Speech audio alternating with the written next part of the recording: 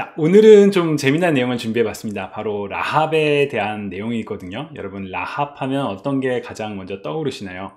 뭐 기생 라합 혹은 여리고성의 창녀, 또 뭐 그 붉은색 천을 걸어 이렇게 내려뜨린 그런 여인, 여러 가지 이야기들이 있죠. 그런 라합과 관련된 팩트 체크를 한번 준비해 봤는데요. 먼저 라합의 직업은 무엇이었을까요? 창녀일까요? 여관주인일까요? 또 라합과 관련된 성경의 기록들은 어떠한 내용들이 있을까요? 그리고 이제 가장 중요한 라합과 그리스도의 관계는 어떻게 설명할 수 있을까요? 이런 내용들을 함께 살펴볼까 합니다. 제가 오늘 여러분들과 함께 나누는 내용들은 이제 렉삼 바이블 딕셔너리, 앵커 예일 바이블 딕셔너리, 그리고 이제 CSB, 그리고 RSB라고 해서 Reformation Study Bible 이런 주석서들과 여러 가지 성경 사전 그리고 이제 스터디 바이블들을 참고한 내용입니다. 더 궁금하신 점들이 있다면 이런 자료들을 직접 확인해 보셔도 좋을 것 같습니다. 자, 첫 번째, 라합의 직업은 무엇이었을까요? 창녀였을까요? 여관 주인이었을까요? 사실 우리 성경에 보면 개역개정에서는 라합이라 하는 기생의 집에 들어가 거기서 유숙하더니, 그래서 이제 기생이라는 표현이 나오죠. 근데 이제 기생이라는 단어를 들으면 여러분 조선시대 때 그 기녀들이 먼저 떠오르지 않나요? 근데 이제 새번역이나 다른 성경 번역들은 아예 그냥 창녀, 몸을 팔아서 이 생계를 유지하는 그런 여인이었다라는 내용을 직접적으로 이야기를 합니다. 성경에서 기생 혹은 창녀라고 얘기하고 있으니까 라합의 직업은 당연히 창녀였다라고 생각할 수가 있겠죠. 또 이 라합의 직업을 표현하는 그 히브리어 조나흐라는 이 단어를 보면 사실 이 단어는 저 도표에서도 이 도표는 로고스에서 제공하는 도표인데요. 보시면 대부분의 단어가 바로 이제 창녀, 몸을 파는 그런 사람을 가리킵니다. 그러면 라합은 그냥 창녀였는데 왜 그걸 팩트 체크까지 해봐야 될까요? 라는 이런 생각이 들 수도 있죠. 왜냐하면 이 라합과 관련돼서 유대인들의 전승에서 뭐 탈무드나 혹은 미드라시에서 등장하는 이 라합은 그냥 창녀로만 넘기기에는 굉장히 숭고하고 아주 특별한 인물이었어요. 전승에 의하면 라합은 나중에 여호수아의 아내가 되었다라고 얘기를 하기도 합니다. 또 아주 그 이제 영어 표현에는 legendary beauty, 그러니까 아주 정말 전설급의 아주 뛰어난 미모를 가지고 있었다. 그리고 이 라합은 모든 여사제와 그리고 사제의 어머니가 되었다라고 이야기를 하기도 합니다. 그러니까 굉장히 좀 숭고하고 아주 고결한 그런 인물이 되었다라는 그런 전승이 내려오는 거죠. 그러다 보니까 요세푸스, 예수님 당시에 있었던 그 유명한 역사학자죠. 이 사람이 남긴 글에 보면 이 라합을 여관 주인으로 묘사를 합니다.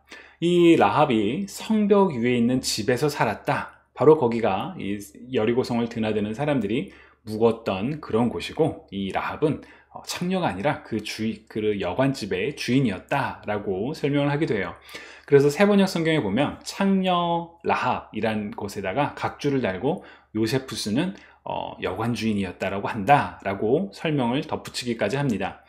자, 라합은 창녀였을까요? 여관 주인이었을까요? 글쎄요. 뭐 여관 주인이라고 주장하는 사람들이 있긴 하지만 성경의 원어의 의미를 살펴보면 라합은 몸을 팔아서 그렇게 생계를 유지했던 여인이었을 가능성이 큽니다.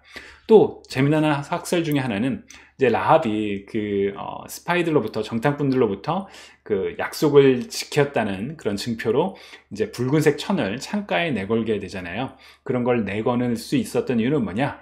이 사람이 의류 관련 염색업자였기 때문에, 그렇게 옷을 이렇게 색깔을 입히는 사람이었기 때문에 이런 걸 했다라는 그런 이제 아마 소수 의견인 것 같아요. 그런 의견도 있습니다. 어쨌거나 라합의 직업을 좀 이렇게 포장하려는 듯한 그런 해석도 있지만, 사실 라합은 어떻게 보면 사회적인 관점에서 굉장히 낮은 위치를 가졌던 그런 여인이었다라는 것을 기억을 하면 좋지 않을까 싶습니다. 그리고 라합과 관련된 성경의 기록들을 몇 가지 살펴볼 건데요. 오늘 여러분들과 함께 나누는 가스펠 프로젝트에서는 이 라합의 이야기가 등장하는 여호수아 2장과 6장의 내용을 직접 많이 살펴보려고 합니다. 그런데 재미난 건 구약 성경에 라합이라고 등장하는 또 다른 존재가 하나 있어요. 이제 욥기, 시편, 이사야서에 등장하는 이름인데요. 이제 이때 라합은 그 여리고성에 살던 여인 라합이 아니라 고대 근동 신화에 등장하는 바닷속에 사는 신비한 괴물, 마치 뭐죠? 순간에 그 생각이 안 나네요. 리비아단. 죄송합니다. 네, 하여튼 그런 이제 신비한 괴물을 가리키는 리워야단. 네. 그런 괴물들을 가리키는 그런 표현이다라는 내용이 나오고요. 그래서 이제 라합이란 표현이 나왔을 때, 라합을 무찌른다고? 그런 거 하면 이제 그 여리고성의 여인이 아니라 이런 상상 속의 괴물이다라고 생각하시면 좋을 것 같습니다. 여러분들과 함께 본격적으로 살펴볼 성경 구절은 마태복음, 히브리서, 그리고 야고보서의 내용입니다. 자, 이 성경들에서 라합이 어떻게 묘사가 되고 있는지 같이 한번 살펴보도록 할게요. 먼저 마태복음에 보면 예수님의 족보를 설명하면서 이제 아브라함부터 족보가 시작이 되잖아요. 근데 살몬은 라합에게서 보아스를 낳고, 보아스는 룻에게서 오벳을 낳고, 오벳은 이새를 낳고, 이새는 다윗 왕을 낳았다. 바로 라합이라는 인물이 등장하죠. 살몬이 라합과 결혼해서 보아스를 낳았다. 바로 이 라합이 바로 구약 성경의 그 여호수아서에 등장하는 라합입니다. 예수님의 그 족보와 관련된 표를 보시면, 이것도 로고스에서 제공하는 건데요. 저기 붉은색으로 표시된 인물들이 보이죠. 다말, 라합, 룻, 그리고 밧세바, 그리고 맨 마지막에 마리아. 이렇게 이어지는 예수님의 족보에는 5명의 마리아까지 포함해서 여인들이 등장하죠. 그러나 다말, 라합, 룻, 밧세바, 이 여인들을 보면 하나같이 이런 사람이 왕의 족보에, 이런 사람이 메시아의 족보에 라고 생각할 만큼 여러 가지 이슈들이 있었던 인물이에요.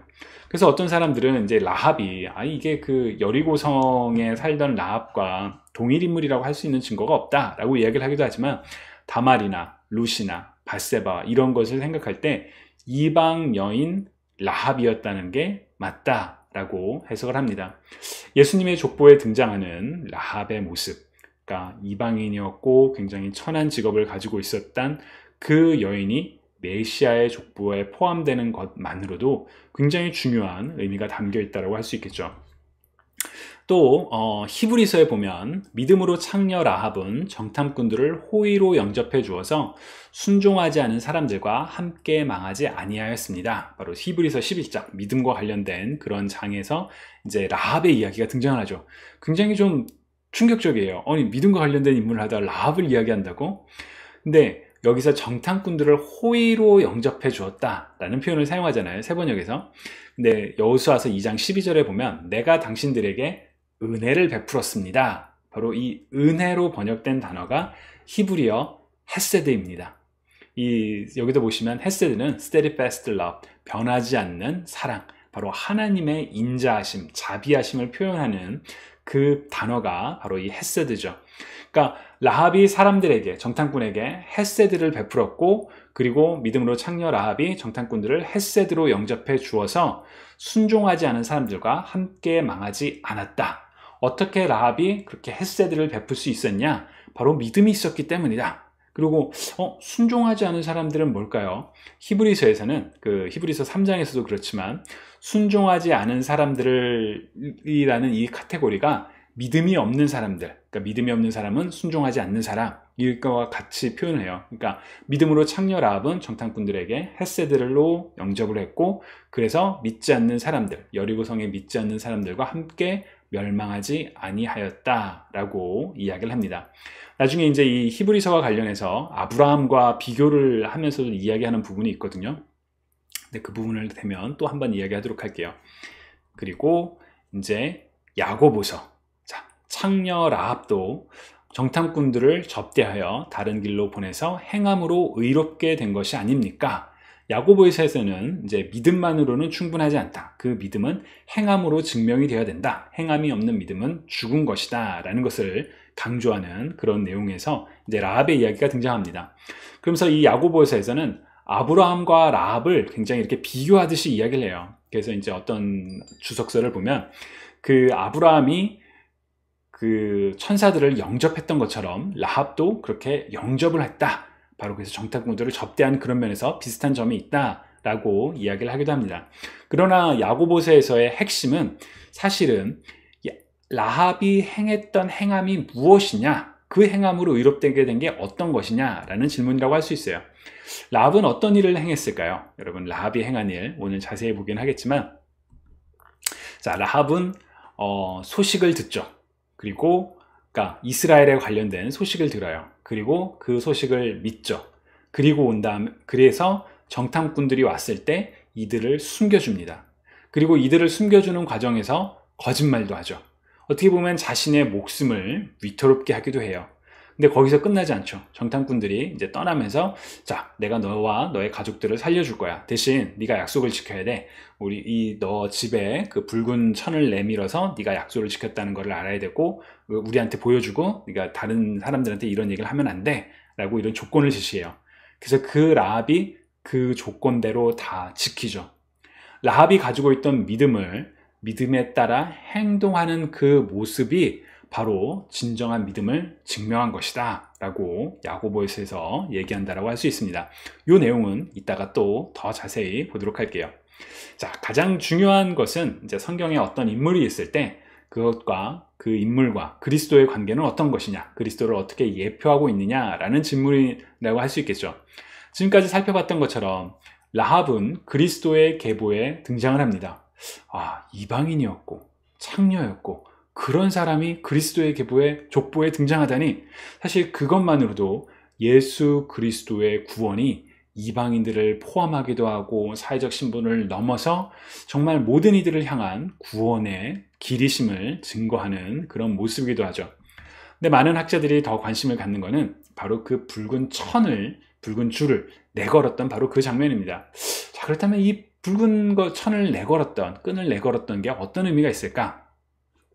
CSB, 그 스터디 바이블에서는 이 붉은 줄은 유월절 양의 피를 상징을 한다. 그것과 같은 이제 빨간색이니까 이걸 연결을 시키는 거예요. 그리고 여리고성을 정벌한 후에 이제 처음으로 이스라엘 민족이 약속의 땅에서 유월절을 기념을 하는데, 마치 이스라엘 민족이 그 이집트에서 나오기 전에 유월절 양의 피를 바르고 그러면서 유월절을 경험을 하면서 나왔던 것처럼, 이제 여리고 성에서 이방인이었던 라합이 유월절 피와 같은 붉은색 그 천을 내걸고 이제 같이 유월절에 참여하게 됐다. 그러니까 이게 색깔도 비슷하니까 바로 그런 면에서 연관이 되어 있다라고 해석을 하기도 합니다.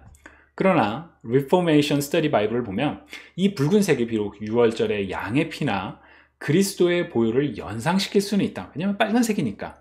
그러나 그 색과 관련해서 특별한 상징적인 의미는 없다라고 해석을 하기도 합니다. 여러분들도 이런 설교나 설명은 많이 들어보셨을 것 같아요. 그 라합이 붉은색 천이 유월절 양의 피를 상징한다, 혹은 그리스도를 상징한다 라는 그런 설명들. 그러니까 그렇게 해석을 할 수도 있고 안 할 수도 있고, 그거는 이제 차이인 것 같아요. 이게 어떤 게 절대적이다 라고 하기보다는 그런 입장들이 있구나, 본인이 이게 더 맞는 것 같아 라는 거를 선택하면 되겠죠, 이런 상황에서. 근데 라합과 그리스도를 연관시키는 것 중에서 중요한 포인트 중에 하나는, 라합이 그 붉은색 천을 내걸었잖아요. 그러면서 내가 이거를 내걸고 있으면 그 사람들이 나를 구원해 준다고 했어, 죽이지 않는다라고 했어. 그 믿음을 갖고 행했던 거죠. 바로 야고보서에서 강조하는 것과 같은 포인트. 예수 그리스도를 믿으면 멸망하지 않고 영원한 죽음에 이르지 않고 구원을 얻는다는 믿음을 갖고 예수 그리스도를 믿는 것. 마치 민수기에서 그 불뱀이 나타났을 때 장대 위에 달린 놋뱀을 바라보면 살 것이라는 하나님의 말씀을 믿고 구원받았던 것처럼, 그런 면에서 라합이 가지고 있던 믿음은 바로 우리가 그리스도를 믿는 우리의 믿음을 보여주는 예라고 할 수 있습니다.